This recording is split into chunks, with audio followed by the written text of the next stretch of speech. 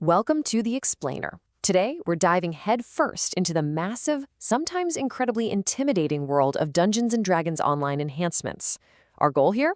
To transform that giant wall of abilities into a super streamlined, highly effective investment strategy for your character. If you've ever felt completely overwhelmed staring at those giant ability trees, well, you are in exactly the right place. Let's be real for a second and dive right into this. With over 40 distinct enhancement trees out there across all the different classes and races, it is so incredibly easy to spread yourself way too thin. You could absolutely be wasting your hard-earned action points without even realizing it. Every single point matters, and mismanaging them, that just means you're leaving some incredible power on the table. To fix that, we're going to tackle this in 4 quick steps. First, decoding the enhancement system. Second, looking at AP cost versus power. Third, evaluating development paths. And fourth, winning in team combat. Starting with Section 1, decoding the enhancement system, building your foundation. I want you to think of your action points, or AP, as your character's literal financial capital. You earn these as you level up, right? And each enhancement tree acts kind of like a unique investment portfolio. The deeper you want to go into a specific tier, the more of this capital you have to commit. At its core, it's an economy, plain and simple. Now, the progression path here is pretty strict. You can't just buy the absolute best abilities right out of the gate. You have to buy your starting core enhancement first just to get your foot in the door. Then you spend AP in the lower tiers to build progression. But here is the single biggest rule of this entire economy. You are strictly limited to selecting Tier 5 abilities in only one class tree. That's it, just one. Moving right along to Section 2, AP costs versus power, your return on investment. So the really crucial point here is contrasting the cheap utility of your Tier 1 abilities against those massive, totally game-changing power spikes you get at Tier 5. At Tier 1, dropping a couple of AP buys you nice, foundational perks, like a stat bump or a 25% boost to your wand healing. Helpful, for sure. But look over at the right side. Tier 5 yields absolute monsters. Take the Henshin Mystic's Void Strike. It adds 30% damage, massive force damage, and if you get a Vorpal Strike, it literally erases enemies from existence.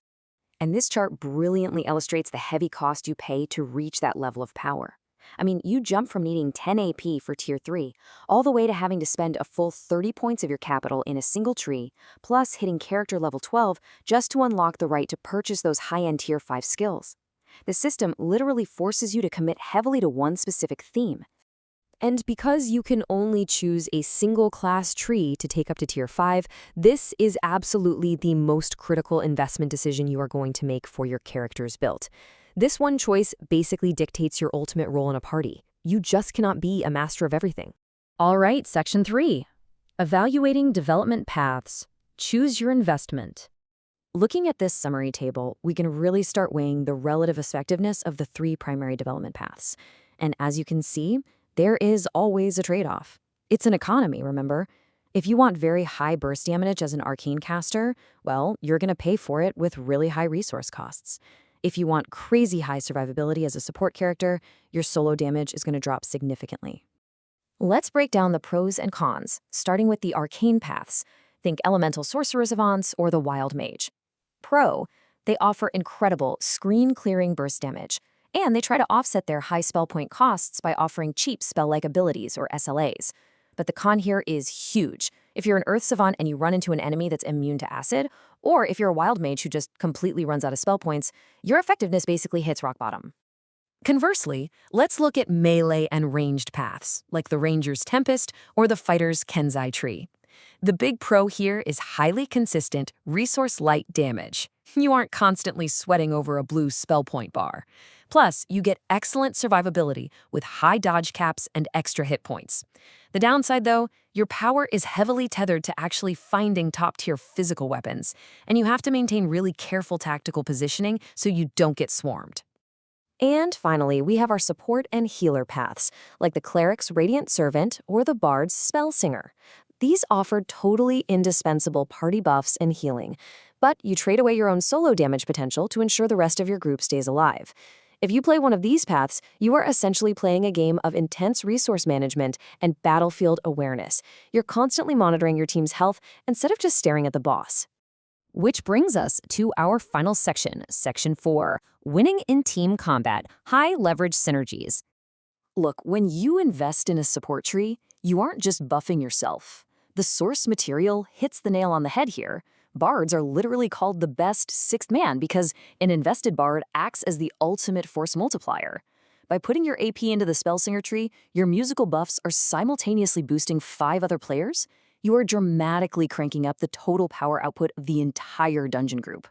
Let's look at a concrete example of these unique abilities that give you a huge edge.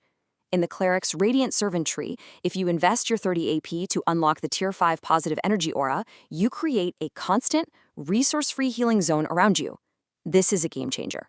Your melee fighters can stand right beside you in the thick of a massive fight, passively regenerating health, while any undead enemies near you are simultaneously taking damage. Or, wow, consider the War Priest Implacable Foe. This is a genuinely breathtaking Tier 5 ability. When you activate this, you hand your entire group 100 temporary hit points and a 10% damage boost. And the craziest part? It continually refreshes every 3 seconds. Dropping this right at the start of a brutal boss fight can completely turn the tide and guarantee nobody goes down to a sudden burst of damage. But hey, it's not just the pure healers bringing these crazy synergies. Utility trees are absolutely stellar here too. The Falconry tree has a Tier 4 ability called Coordinated Strike. Your hunting bird descends on a whole group of enemies, damaging them and attempting to blind every single one of them. Blinding a cluster of foes, that perfectly sets them up for your arcane caster to just drop a massive area of effect spell right on their heads, totally safely. So when you balance your investments correctly across your whole group, combining that raw, resource-heavy DPS with crucial support auras and crowd control utility, your team's synergy becomes virtually unstoppable. A perfectly built party is basically just a group of specialized AP portfolios working in total harmony.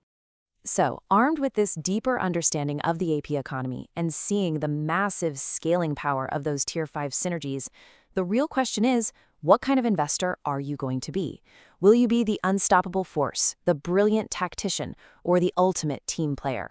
How are you going to build your ultimate party? Thanks so much for joining us for this explainer, and we will see you in the next one.